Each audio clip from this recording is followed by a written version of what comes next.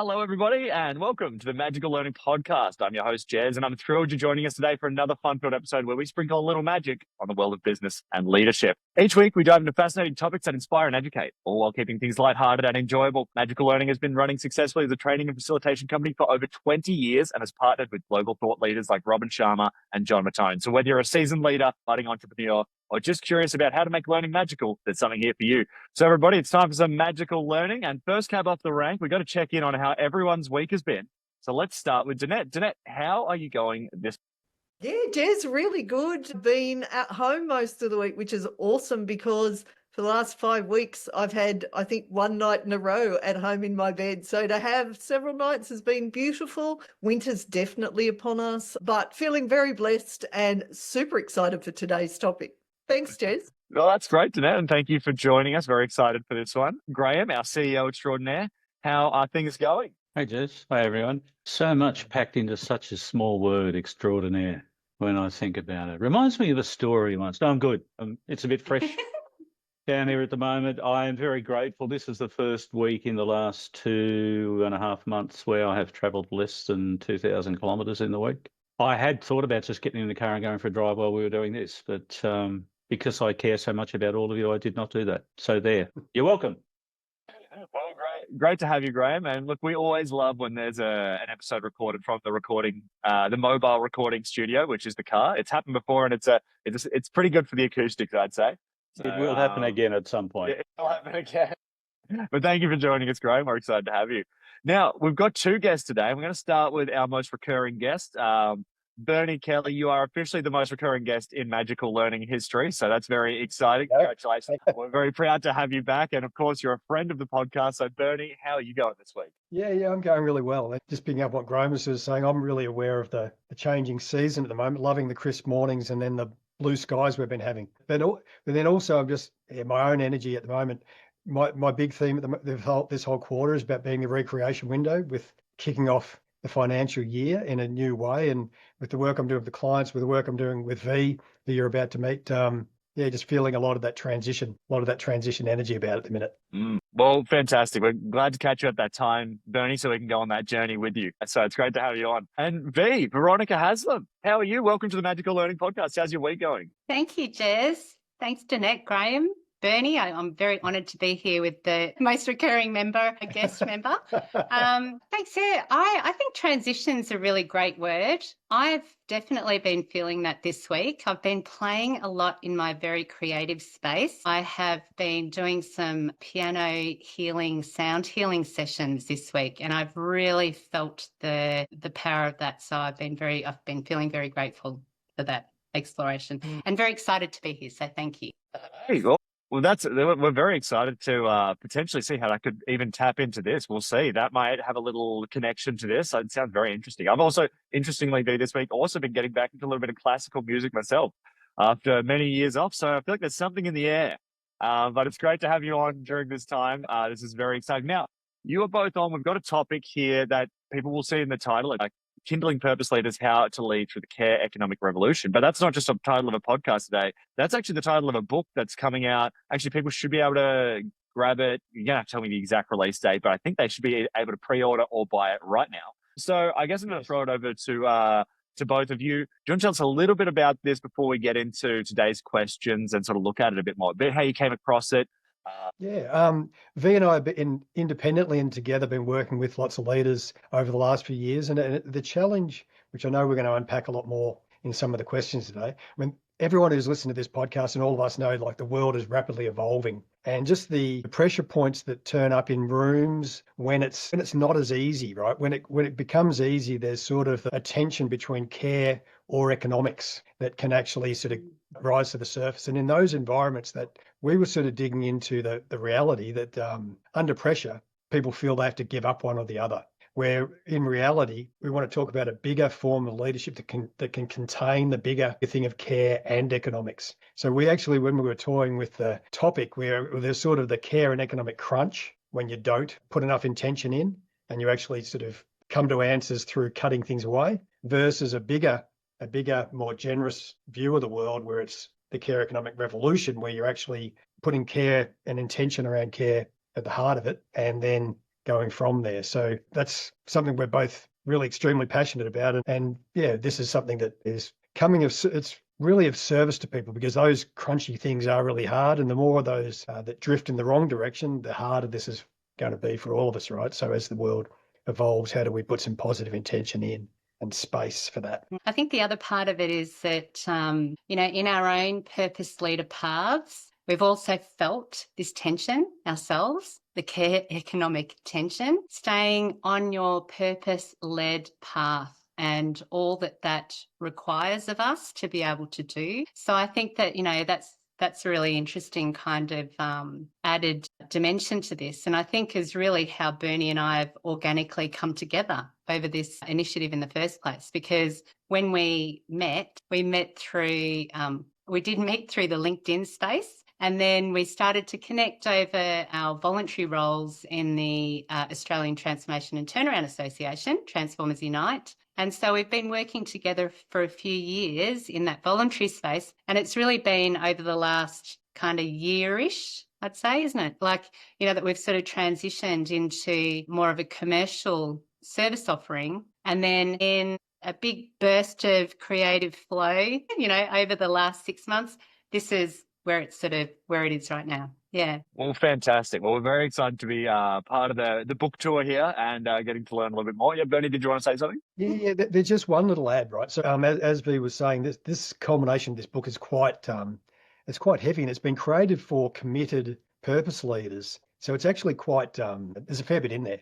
And we've in some of the early reader checking, we got the feedback which really resonated with us, because we know this, we're talking with people. Most leaders are too busy to actually get their head around something that's got it's a real journey guidebook. So there's a lot in there. So we're going to be publishing 2 books, because we've actually spun off a shorter one, a more accessible one, which is actually for purpose leaders navigating what matters, which pathway you choose. So it's really putting to the front, because we found in the journey anyway that there's a couple of paradigms that are really easy to call out right up front. And so that book, the one that'll be definitely more accessible on Amazon and all that sort of stuff, that's one's coming out in late July is when that'll be. Well, very excited for that 2-part duology.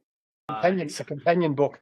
Companion book. Great. Well, I think let's just dive right into the questions, because I think we can get into a bit more of the details here. So I'm going to start with Danette, because Danette, your questions are nice for teeing us up for today's conversation. So I'll throw to you. Thanks, Jez. And I just wanted to say that this is such a timely topic, and I had a privilege of being in a room with a big global family recently, and this was absolutely their focus. And they were talking about abundance and care and economics. So in terms of the really, I love that intentionality, and it doesn't have to be either or. And it's that remembrance that when we bring them together, it's so much stronger. So excited for this. Can't wait to read when it comes out. So my first question, and let me throw this to you, Bernie, and then the next question I've got, I'll throw to you, V, if that's okay. So Bernie, some people are going to go, what is this care economic revolution? What are you talking about? So could you tell our listeners and viewers a little bit more, please? Yeah, I think most people are going to feel it more and hear it more in the media, hear it more in social media, more from the negative angle, which is the crunch, right? Like the world is shifting. There is massive automation about to happen. We could run a whole podcast on the shifts that are happening, right? And that actually is really front of mind. So on that sort of side, and it's interesting, inside our book, we've got sort of a grey side and a blue side and in the sort of contrast frame here, right? Because on that care economic crunch, there is, well, what are we going to do with how we're automating? What are the implications of that? How are our supply chains changing? How are we treating people differently? What's the relationship between countries? There's a lot of stuff happening on the crunch side of this. And that actually is, when you get right back to it, there is sort of some fundamental paradigms that need to be sort of talked about in here. And without putting intention into it, the drift paradigm is all of those worries, all of those crunches that are actually become unsolvable from our current perspectives, which actually in one of the things that I like to talk about in that is, so the word conundrum, the definition of conundrum means it's unsolvable from the current perspectives. So in this book, we're really sort of saying, well, as leaders though, and it's not easy, but how do we create the bigger space, which is actually on the other side of this picture, which is where care and economics can be nutted out. And the reality is that, we're not turning up pretending we know a shallow answer, because everyone's been in we've been in lots of those hard strategic rooms, and it's no obvious answers, right? So how do we actually hold the space for conundrums, and actually how do we be more about the care and economic revolution? And then the interesting sort of circle in there, and that's why the name of the book is Kindling Purpose Leaders, the bottleneck becomes having enough inspired leaders that are really coming from a place of love and caring and opening up constraints. So our book is actually about being set in that, and really that the leaders who are making that happen are kindling lots of other purpose leaders, because none of us know the answers on the conundrum side. I love that, because it's creating that space for people to know that there is a different way, and we don't have to have all the answers.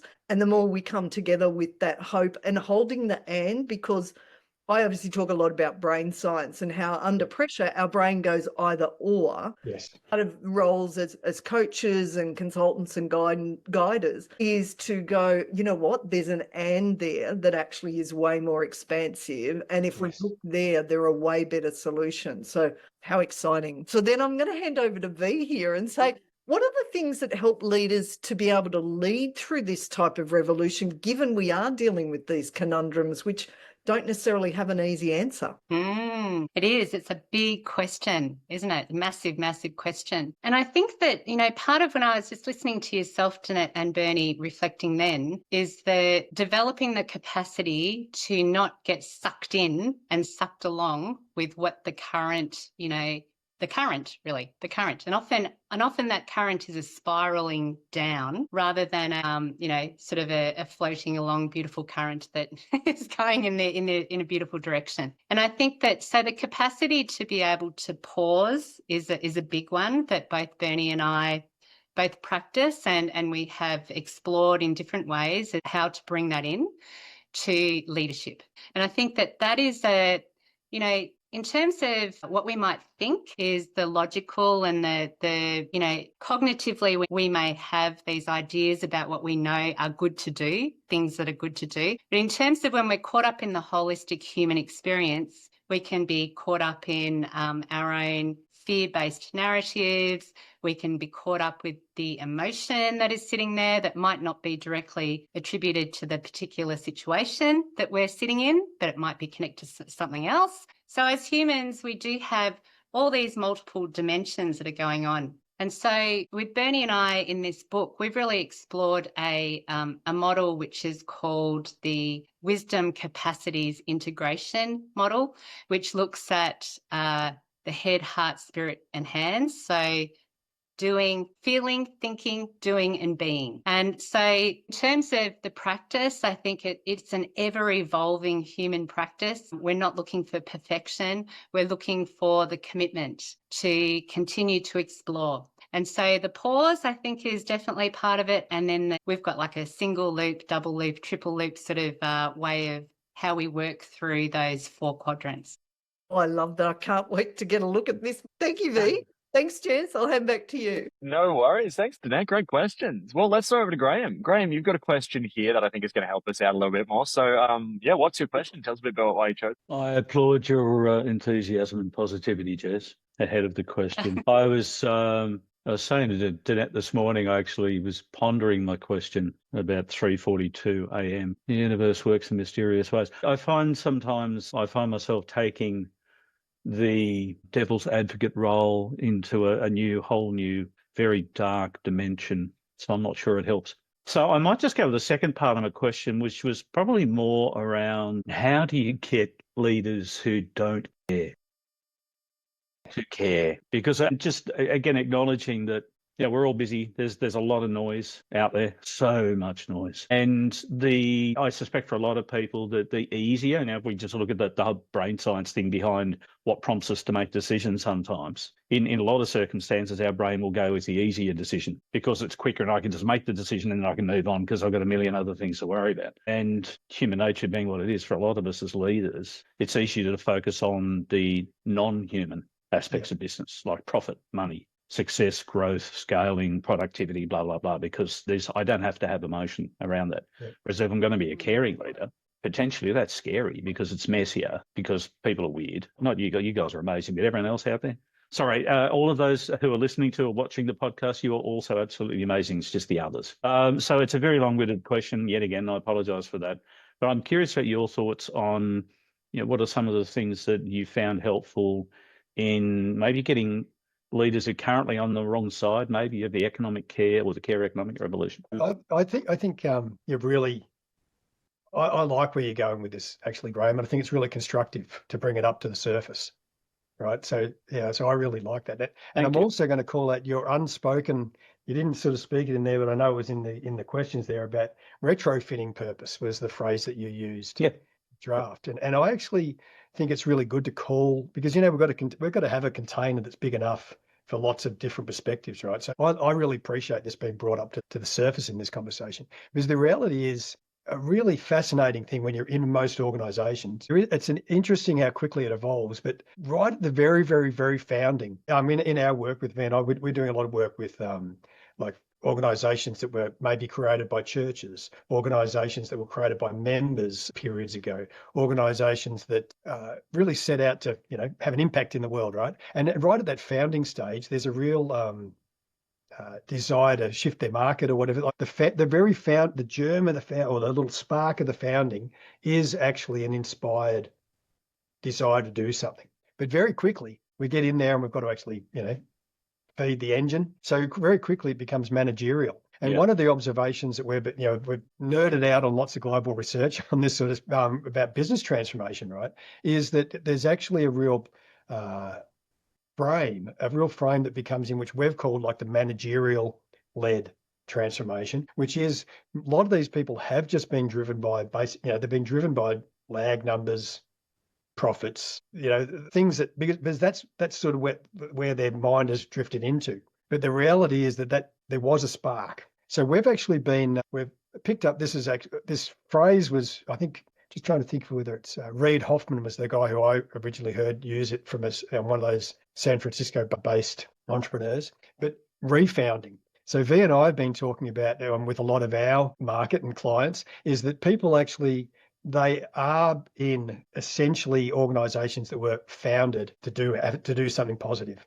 whether that's to serve people in health, whether that's to serve people in aged care, whether it's to prevent drownings nationally, whether it's to look after veterans, whether it's to have a positive impact on their part of the world, whether it's to actually reduce, to bring food to the world. People have got these great purposes and missions out there. And the leaders that are leading in the care economic revolution are a bit more like refounders than managerial leaders. So sometimes there's people going, hey, we're caught in all this turbulence. We're going to lead a managerial-led transformation. How do we cut costs? How do we make Graham work harder? How do we, get that idea from Jez and screw it out of him for free? All these sort of things. Or how do we take a big breath and go back to the spark of a purpose? And maybe that purpose might need a tweak from the founder's phrasing of the purpose, but why are we here? The classic strategy stuff about why are we really here? And I think that a lot of people are leading shallow managerial-led transformations that are not challenging what Graham talked about enough. And therefore a part of my life, I was actually doing a lot of retro diagnostics on transformations that weren't working. Yep. And you can sort of see that eventually you can start to predict it. There's things that actually right at the start, if they're not called out enough, will lead to later failure. And big consulting let that happen because, they're hard conversations to have, but it's these conversations like, why are you really doing this? And if it is those shallow reasons, it's not going to get there. The other thing I'd add to that, Bernie, is that the question of what do you want the value of this day in your life to be? And I've often found that there is just that innate human desire to want to contribute value, to be valuable. And so if you strip it away from the organisation for a moment and you ask that question, which I have in group workshops in the corporate setting, and start with that, very quickly people connect into the human, like sitting there as a human being, and that it's not guaranteed that we've got tomorrow and the next day and the day after that. And so what do you want this day, this moment of your life to really it's precious, right? And I think that it's interesting when you start to connect in a little bit. So you've got the why of the organisation, you've got the why of, like being aligned with the purpose, and also the meaning. And I think that I wonder about, our current day environments and how the busyness and the distraction and all that sort of stuff that's going on, how many of us may really be deeply yearning for that connection to meaning, and that, we've got that really as an opportunity through this, I think. Bernie, V, thank you both for that. We need a week. You guys got time now? We could unpack. I mean, there is so much that we could unpack around that. Just the idea, because one of the thoughts that comes to mind is that the broader, larger sort of global economic engine as it exists at the moment is designed to do exactly the opposite of what you are seeking to achieve in so many ways. So I love you because you're in there fighting the good fight. Thank you. Yeah, Awesome. I'm gonna observe that as well, and it's interesting that, again, I hang out with way too many strategists, way smarter than I am, right? And the observation that Graham's making is that there is so much energy of a structure and a system pulling us in one direction, but then there's also mounting evidence that structure, those systems are collapsing and disintegrating and becoming harder and harder to really work. So we are at a really interesting phase for the intentional and proactive leaders, right? Because holding on to disintegrating systems does have a end point, right? So if you are a steward, if you are with an organization that's got a long-term trajectory, if you, like Danette talked about families, most of the people that are going to work on this now actually care about the future. If you actually got a short-term view, you can play it in the short-term extractive game. But that actually is very interesting, because I think the people that are active in this now have a longer-term view. They want to set up their next generation properly. And they are the ones who are acting right now. Are the ones who are only caring about the next quarter, but they're not acting right now. Yeah. Thanks, Bernie. Language is so important. I'm wondering whether, because I love the word steward, because it has so many positive, beautiful connotations, and maybe we should get rid of CEO and just rename them chief stewards. It doesn't fix everything, but maybe it's a step in the right direction. Thank you both for sharing. Appreciate it. Thank you, everybody. Great answers there. We might have time for a quick one more answer, and then we'll have to have you back on for when the companion book comes out and tackle a few more of these, I reckon. But I wanted to jump into my question here, which is, if we aren't producing purpose leaders at the moment, what kind of leaders are we producing, and what are the results of that? I might throw to V here to kick us off. Oh, thanks, Jez. Well, this is interesting, this question, actually, because it did prompt Bernie and I to reflect on the word producing. We're like, producing. And then we went up into this nurturing, or, what is this really? Yeah, well, how are we resonating with this? So purpose leaders at the moment. I guess I've been reflecting myself on how many of our training environments, so whether that's school or that's even, society, a lot of the norms around our systems are often focused on meeting external expectations. So, I'm curious about that, because I think when we are focused on external expectations, like what Bernie was saying in terms of the short-term, the short-term results versus the long-term legacy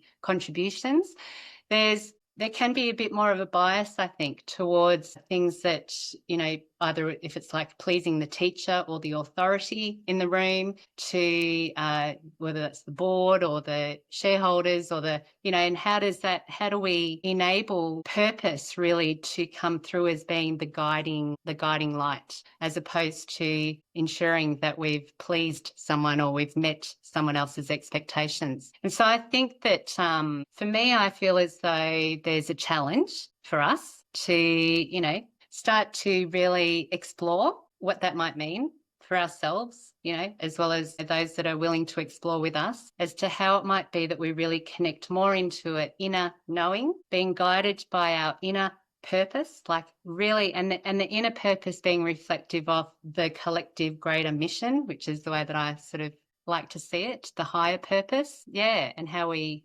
build that into the choices that we make, the discerning choices that we make. Yeah. Fantastic. Well, yeah, thank you very much for that.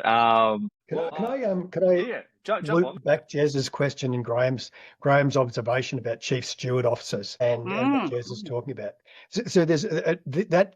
This is really surfacing like with a really profound insight about how people are defining leadership. And I think one of my favourite references on this, because it's got the big research evidence behind it, which is really useful for executive conversations, is the Jim Collins Good to Great work, which has been around, a couple of decades now, but it keeps being reinforced, is that for a lot of us, the top of the ladder is chief executive officer, or that real doer phase, which the Good to Great research calls actually level 4 leadership, which is actually you can get the job done.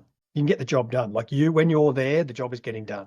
But the greater level of leader, the leader that was always associated with the great organisations that actually outperformed over time, actually was called level 5 leader. And the level 5 leader attributes were they got the job done, and this is where the and word is, they got the job done and they set others up for success. They build others. So that level 5 leader is very much aligned with this whole conversation that we're talking about, Jez, about nurturing leaders. And a really profound call out is in organisations where they actually start to be overt about that this is a greater form of leader. And you actually say that to everyone in the exec. Being a level 5 leader, do you aspire or do you have intention to be a level 5 leader?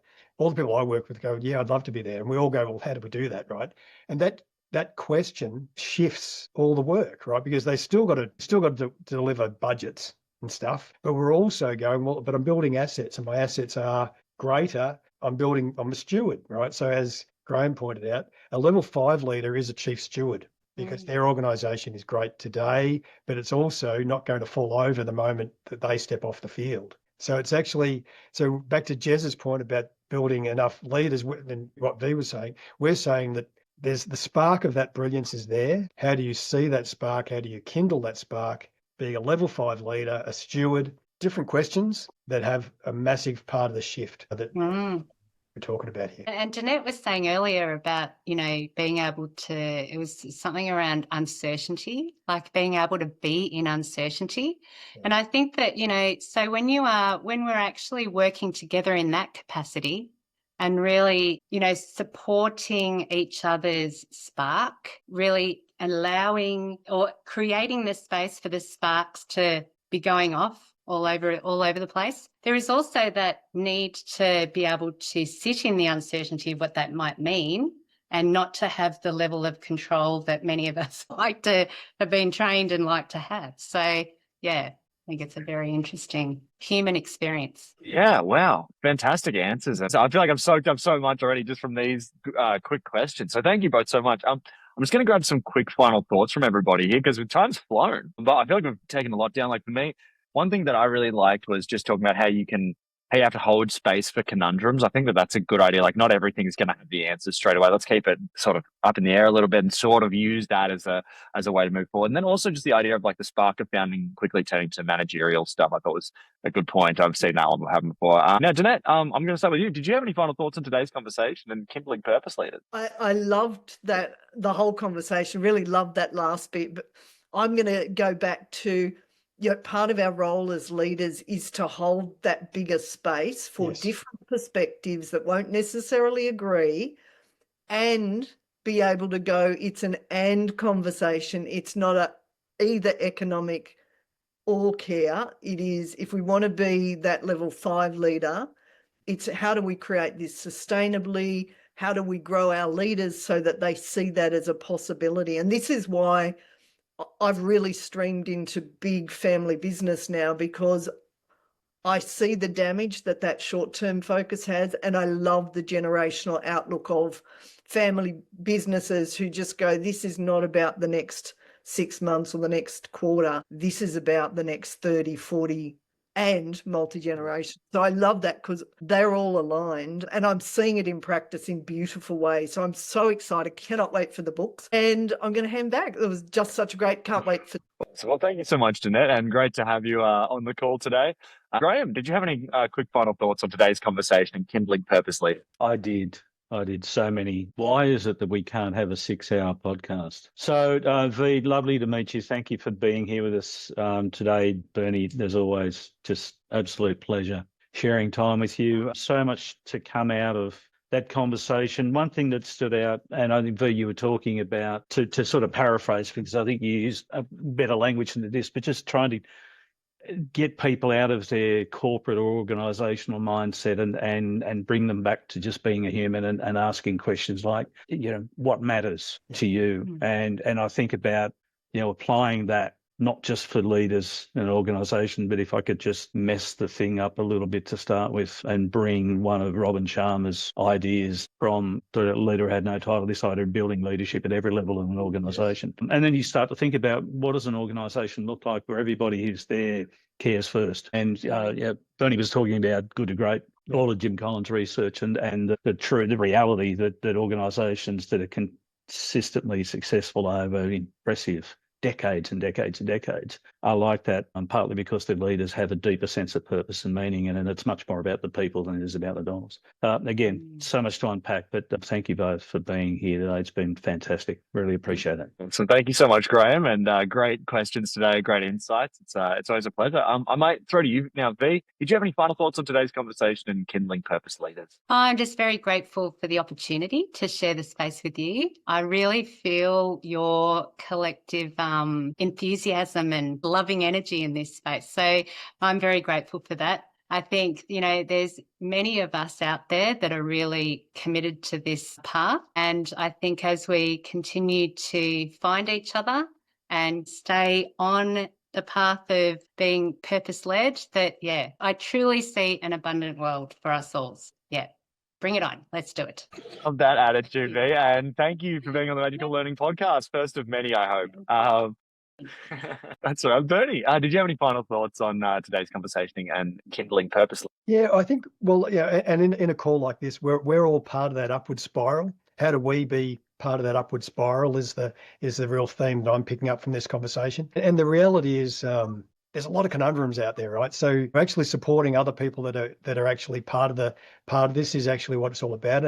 And Kindling Purpose Leaders is about that generosity. And it's interesting about what goes around comes around and all those sort of things in that. So how do we be doing more of that? And this is one of those environments I really appreciate being together. Well, it's always a pleasure, Bernie, and thank you so much for being on. Now, I'll give you both just an opportunity. I'll start with you, Bernie. Did you want to give our listeners or viewers anywhere to contact you or pick up the book here as well? And then we'll just throw to V after that. So we will have our book on our website. So my website is berniekelly.com, which is fit for purpose leaders and organisations. And we're also going to put the book out on Amazon probably late July. So we'll be starting to drum up things about that. And both of us do a lot of communication on our LinkedIn profiles. So a lot of free sharing is there. So that's actually a really easy place to find, just going to Bernie Kelly. Yeah, and so my web presence is heartfulleadership.com.au. Yeah, and as Bernie said, we're really excited to be launching the Purpose Org OS website shortly. So